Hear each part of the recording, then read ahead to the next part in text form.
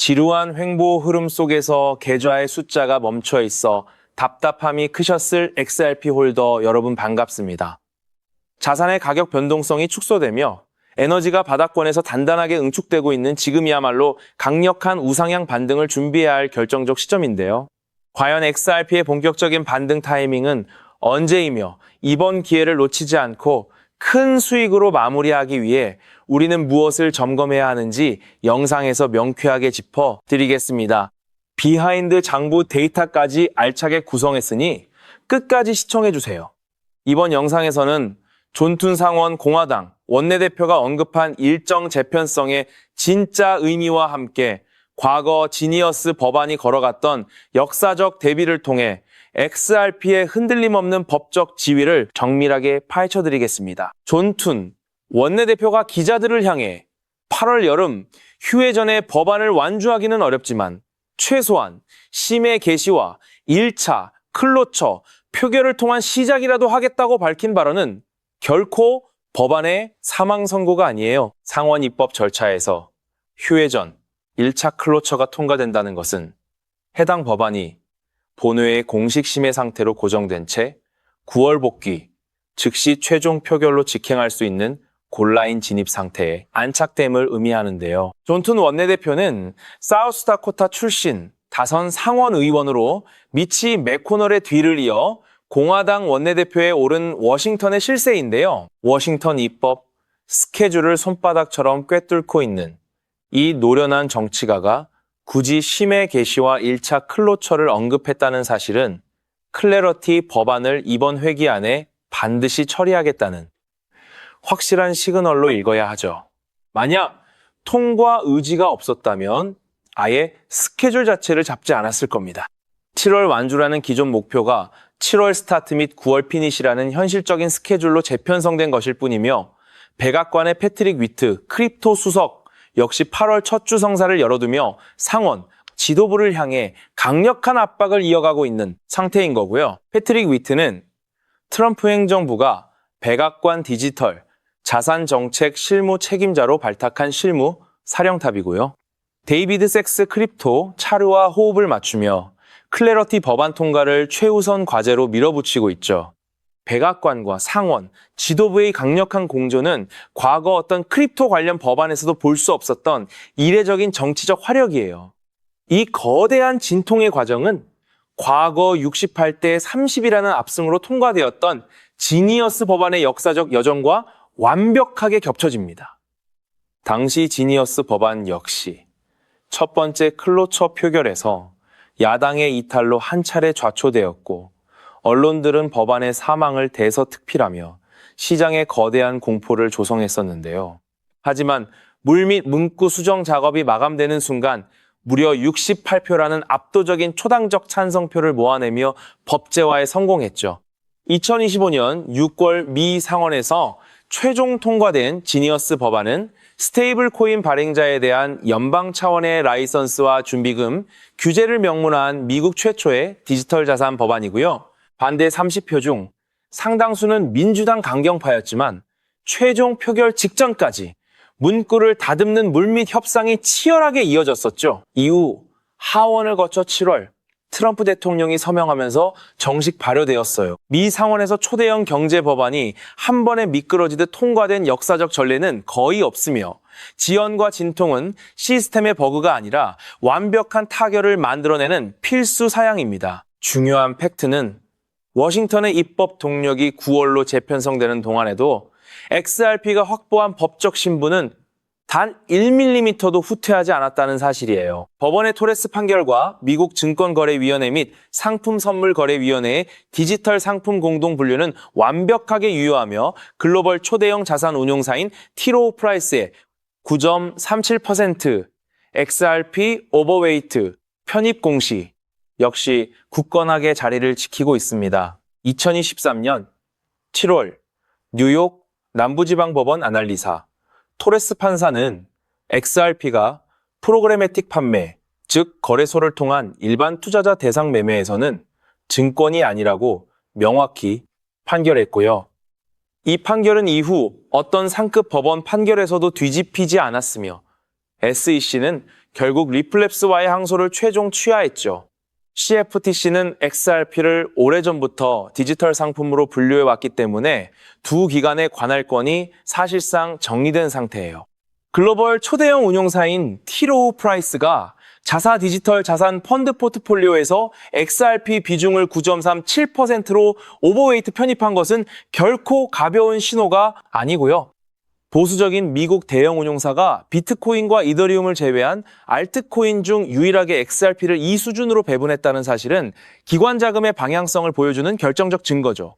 법률이라는 지붕의 상향식이 몇 주 미뤄졌을 뿐 기둥은 완벽하게 서 있음을 기억하시고 건물들이 완성해가는 위대한 법률, 지붕의 가치를 정확히 인지하고 투자하셔야 되는데요. 때문에 현재 저평가되어 가격이 저렴한 상태인 지금 가격에 집중하시기보다는 가치를 보고 투자하시면서 개수를 늘려가시는 데 초점을 맞추셔야 된다고 말씀드리고요. XRP가 포텐셜을 터뜨리면서 성장할 때 금융혁신을 일으키며 함께 성장할 테마와 코인들, 그리고 XRP의 보조 역할을 하면서 대폭등할 숨겨진 코인 또한 존재하기 때문에 저희는 XRP를 중점으로 투자하되 이런 숨겨진 코인까지 소액으로 분산 투자하셔야지만 다가올 금융혁신의 시대에서 정말 상상하지 못할 만큼의 수익을 가져가실 수 있을 건데요.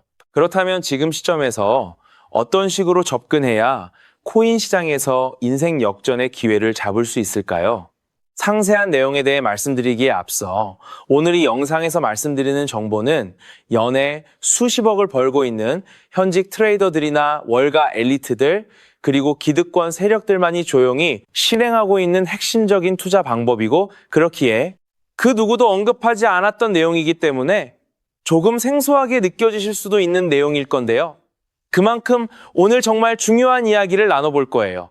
특히 금융혁신이 일어나는 지금 같은 시기에서 이걸 모르고 세상에서 누구나 알려주고 있는 이제 먹히지 않는 예전 방식으로 투자를 고집하신다면 아쉽지만 다른 개인 투자자들처럼 큰 돈 버는 것은 불가능하다고 조심스럽게 말씀드리고 싶습니다. 특히 정말 잘해보고자 투자 또는 사업을 시작하셨지만 여러 악재로 아쉽게도 빚이 생기신 분들 50대, 60대가 되셨음에도 각자의 어쩔 수 없는 사연으로 인해 노후 자금을 넉넉히 준비할 수 없었던 분들, 추가로 불공정한 사회 시스템에서 아무리 발버둥쳐도 허우적거리는 현실에서 벗어날 수 없었던 분들이라면 오늘 제가 준비한 이 영상을 그냥 넘어가신다면 인생에서 단 3번만 찾아온다는 기회 중 한 번을 놓치시는 것일 수도 있어요.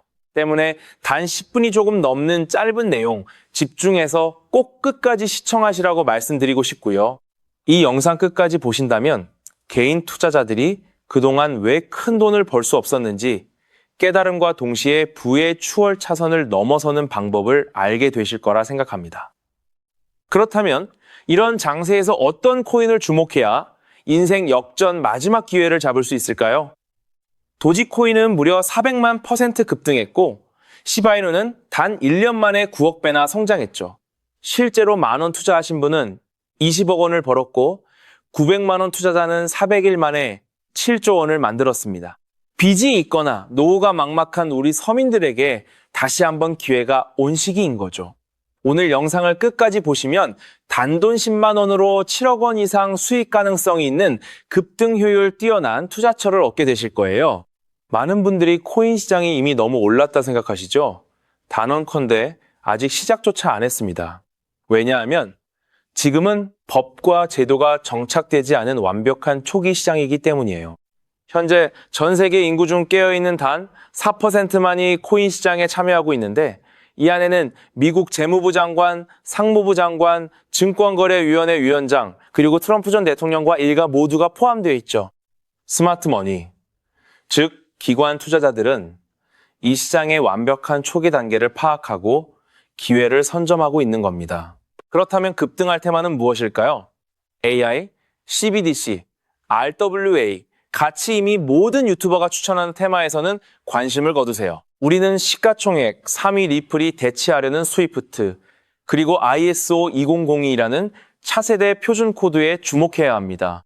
리플만으로는 큰 수익이 어렵기에 리플을 축적하면서 동시에 생태계에 저평가된 수혜주에 분산 투자해야 하는데요. 제가 추적한 결과 리플 관련 코인 평균 수익률은 무려 847%였습니다. 사로스는 3개월 만에 13,000% 급등해 100만 원을 1억 3천만 원으로 만들어줬고 코옴 역시 한 달 만에 580%, 플레이어 네트워크는 2달 만에 500% 대폭등을 보여주었죠. 리플과 기술 연결고리가 있는 프로젝트일수록 독립적 급등을 보여주고 있어요. 스위프트는 200개 이상 국가에서 하루 5천만 건의 국가 간 송금을 처리하는 국제 금융 시스템의 표준으로 무려 50년 넘게 군림해 왔습니다. 하지만 복잡한 중개은행으로 인한 높은 수수료, 며칠씩 걸리는 처리 속도는 디지털 시대에 전혀 부합하지 못하고 있죠. 이런 문제 해결을 위해 새 표준 코드 ISO 2002가 전면 도입되고 있는데요.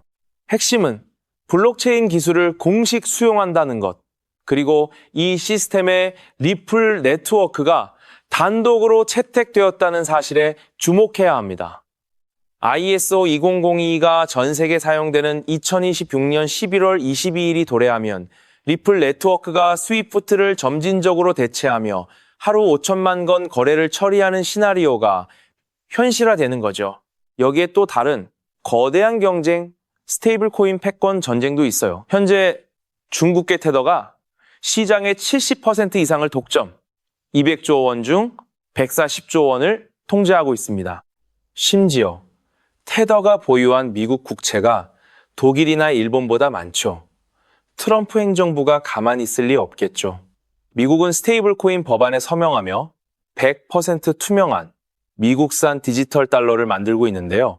이 미국산 스테이블 코인이 글로벌 통용되려면 리플의 송금 네트워크가 핵심 역할을 하게 되고 관련 시장은 2028년까지 4천조 원 규모로 성장할 것이라 전망됩니다.